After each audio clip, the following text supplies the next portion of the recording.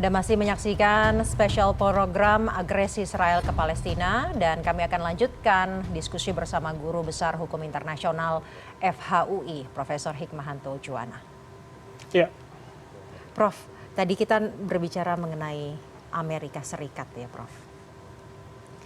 Sejauh apa Amerika Serikat bisa memfunding perang di Israel? Tadi juga sudah dibahas bahwa ada yang diuntungkan, mungkin Israel itu sendiri.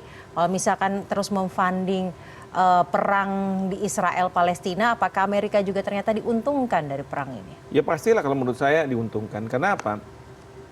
Sekarang ini Amerika Serikat di samping bergantung dari sisi ekonominya dengan menjual teknologi tinggi dan lain sebagainya, adalah industri pertahanan. Jadi yang bisa membiayai perang ini ya dari industri pertahanan mereka. Dan masalahnya industri pertahanan ini juga mungkin mempunyai penemuan-penemuan baru yang perlu diuji coba. Tapi kan selama ini diuji coba di misalnya tanah yang kosong, gurun dan lain sebagainya. Sekarang inilah tempatnya. Kemarin di Ukraina, sekarang di Gaza gitu kan, dengan harapan bahwa banyak peminat yang akan membeli peralatan-peralatan militer itu.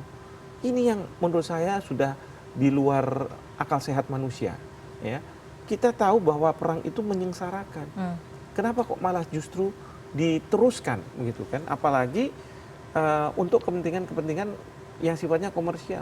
Ya walaupun di depan akan dikatakan bahwa oh ya kita harus membela, kita harus membantu, kita tidak mau nanti Israel kalah misalnya, atau misalnya sekarang ini Amerika Serikat sudah mengerahkan kapal induknya. Bukan untuk membantu Israel untuk menghabiskan Gaza, karena kalau untuk Amerika Serikat sih itu urusan Israel saja. Tetapi untuk menghadapi Iran. Karena kalau misalnya ini Hamas diserang terus oleh Israel, bukannya tidak mungkin Iran itu akan ikut campur dalam perang ini. Itu artinya jika tidak segera berhenti, perang bisa meluas? Oh iya, bisa jadi perang dunia ketiga. Sekarang selain Iran, mereka udah latihan perang kan gitu ya. Lalu kemudian Hezbollah dari Lebanon. Ya, Suriah juga sudah mulai masuk gitu kita. Nah, ini nanti akan diikuti oleh negara-negara lain. Dan negara-negara lain ada juga yang sudah memutus hubungan diplomatik dengan Israel gitu kan. Artinya apa? Mereka sudah tidak menyukai apa yang terjadi di Gaza ini. Karena ini sudah menurut saya sudah di luar batas. Sudah melanggar berbagai aturan yang ada, hukum humaniter internasional, sudah banyak menyakiti yang namanya manusia, anak-anak kecil. Kalau kita lihat kan, kita kan nggak tega melihat seperti itu ya. Mana yang bisa tega? Dan di Amerika Serikat sudah muncul pro dan kontra. Oke, Prof. Tapi sebenarnya dalam perspektif geopolitik begitu ya, apakah kemudian ini kita akhirnya hari ini bisa membaca mana yang pro terhadap Israel dan Amerika dan juga pro terhadap negara Arab dan Palestina begitu? Ya pasti sudah bisa dibaca itu. Tapi saya selalu katakan gini, kita Indonesia nggak boleh. Jadi kita jangan berpihak kepada misalnya Hamas, kita juga jangan berpihak kepada Israel, apalagi Israel kan gitu kan. Lalu kita berpihak pada apa? Kita berpihak pada kemanusiaan.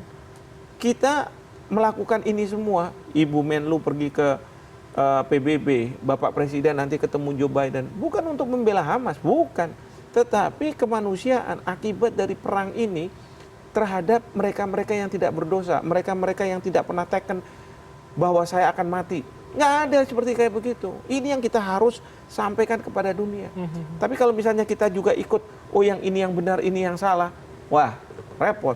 Memang kalau dalam konteks hukum nasional, itu pengacara itu biasa kayak begitu. Mereka berdebat kan, perspektif yang ini, satunya perspektif. Tapi kan ada hakim yang akan memutus. Tapi dalam masyarakat internet nggak ada. Oke. Hukum rimba tadi. Hukum rimba tadi, siapa yang kuat yang menang. Oleh karena itu yang kita perlu lakukan adalah tanda kutip gitu ya, memberikan perspektif sehingga mereka tuh sadar. Amerika, Israel bahwa serangan yang mereka lakukan ini udah tidak proporsional lagi. Prof, artinya urgensinya hari ini bukan kemudian hanya jeda 3 hari yang diajukan Amerika, tapi penghentian. Harusnya penghentian secara permanen. Sekarang saya mau tanya nih, katakanlah 3 hari, lalu diserang lagi, sampai kapan? Sampai petinggi Hamas ditangkap. Pasti Israel maunya kayak begitu kan?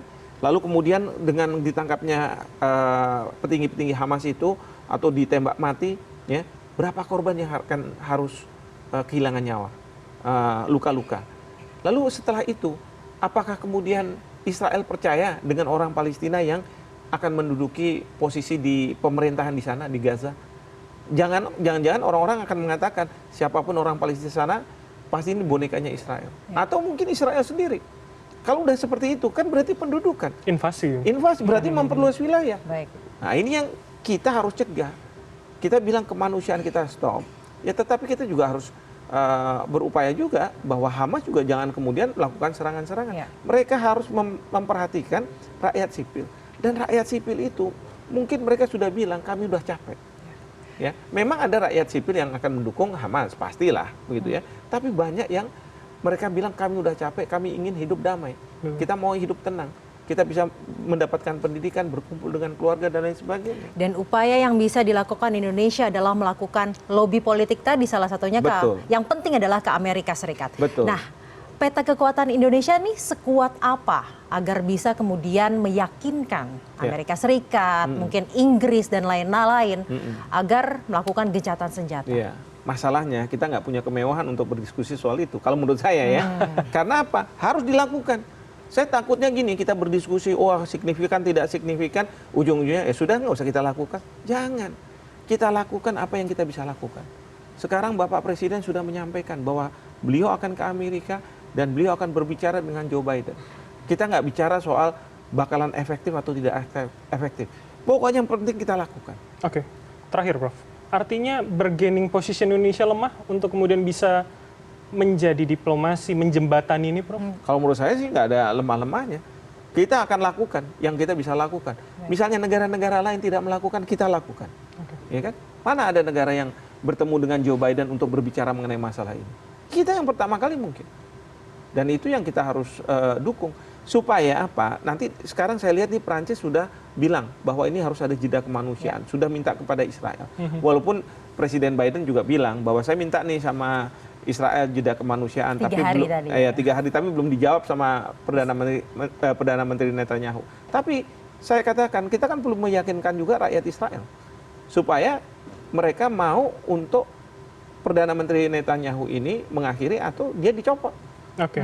Kira-kira seperti itu. Kembali lagi soal mendesak. Ya, mendesak dari dalam. Keluarga, begitu. Iya. Baik, terima kasih Guru Besar Hukum Internasional FHUI, Profesor Hikmahanto Juwana telah bergabung bersama kami malam hari ini untuk menjelaskan duduk masalah dan solusi apa yang bisa dilakukan. Betul, terima kasih Prof. Sehat selalu. Sama-sama, terima kasih. Pengalaman perang bertahun-tahun menjadikan Israel kreatif menciptakan berbagai senjata pintar. Salah satunya adalah Iron Sting, yaitu yang baru saja digunakan dalam perang melawan Hamas beberapa hari ini. Iron Sting adalah sejenis mortir pintar yang diklaim ketepatannya mencapai 90%.